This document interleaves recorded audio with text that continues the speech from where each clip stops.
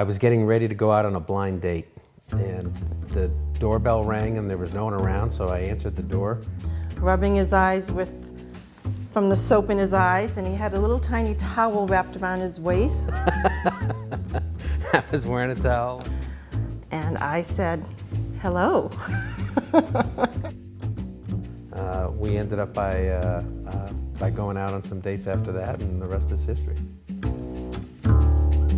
He was very excited that he was going to be a dad for the first time. Before we got married, the joke was she wanted one child, I wanted three. And so, you know, after we had six, people said, what happened? I said, we compromised. When we were little, he would be playing with us all the time, making up games, kind of roughing around with us, reading us stories before we went to bed. He'd always sit us down and be like, all right, what's your homework like? He would help us with our homework. And it was fun doing that because he wasn't always so strict that he'd be like, we'd always joke around. And I gave him the biggest hug because I haven't seen him for the whole day. And, you know, he would sit down with us and like, you know, either like read us a bedtime story or, you know, he'd like chocolate chip cookies and milk with us. He always tells us saying, I don't care if you're the worst player on the team, as long as you're the hardest worker, then I'll be proud of you. She always said it's effort and attitude. You put those two things in everything you do, we'll be set to go. Dinner time was probably one of the most important times in our household when the kids were younger. He'd be home by 6 and my mom would have dinner ready and we'd all go around telling us about the school days, and it was just really awesome. He really was really interested. You know, having that one time, at least during the day, where you could all connect, not just, you know, with me, with each of them, but really as a family. But it was also a time to, you know, to laugh a little bit and just kind of relieve some of the stress of the day.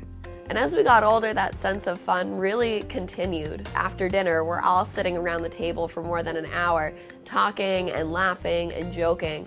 And a lot of that is because of that laughter my dad brings into our house. He's a funny guy, he has a great sense of humor. Oh gosh, what doesn't he do for fun? We always kind of joke around in our family. We can quote movies we've never seen before because, you know, just his sense of humor, the comments that he makes just really makes him a fun guy to be around. So when I was younger, we would go to these father-daughter dances, and these 12-year-old girls are glaring at me because my dad is doing the goofy dancing and getting all of their dads going. So he'd be churning the butter and making the pizza and doing the disco and doing the twist.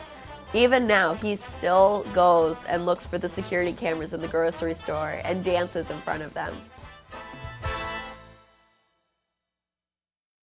I knew someone in my high school who actually knew fairly well from mutual friends who just a few months ago in college died from what was believed to be complications of diabetes. I think because of his position in the healthcare industry, there's a great sensitivity to different organizations such as the American Diabetes Association. They're really reaching out and working with families that are impacted by this in a meaningful way. It's become very important. If you talk with these individuals, they'll tell you how important the ADA is to them. And that's impressive to me. I think it means a lot to him. It means a lot to all of us, really, you know. I was thrilled when he told me he was getting it. I don't know any father that could really balance work and family time. I think that every year he deserves this award because in my heart he is a great dad. Dad, congratulations. I am so proud of you.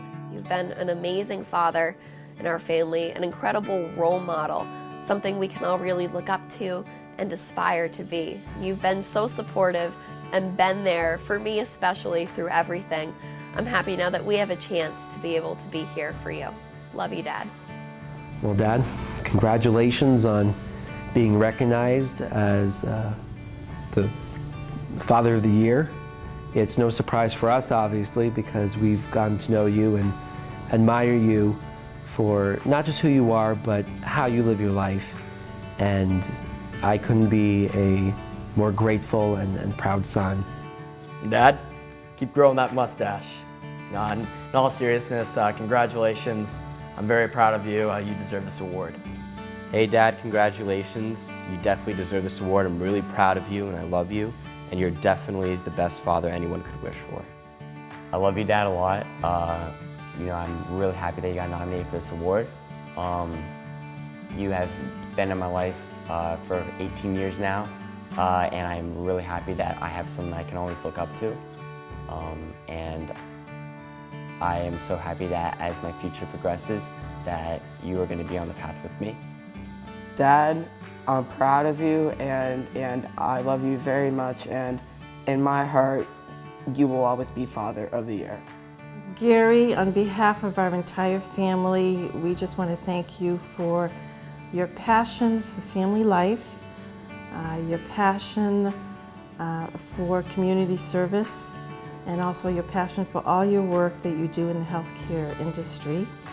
And we just love you, we're proud of you, and congratulations. I do want to thank the American Diabetes Association for this honor.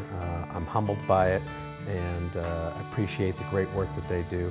I want to thank, most importantly, my wife. She is, as I said, a rock in our marriage and has just been there for me every step of the way. So I couldn't be Father of the Year without my Mother of the Year partner in doing this. The other thing I'd like to say is I'd like to thank my kids who are, I couldn't ask for better children. They're terrific. My parents, of course, my mother who's no longer with us, but was really an inspiration to me as I was growing up. So I want to thank my parents for all that they have been in my life.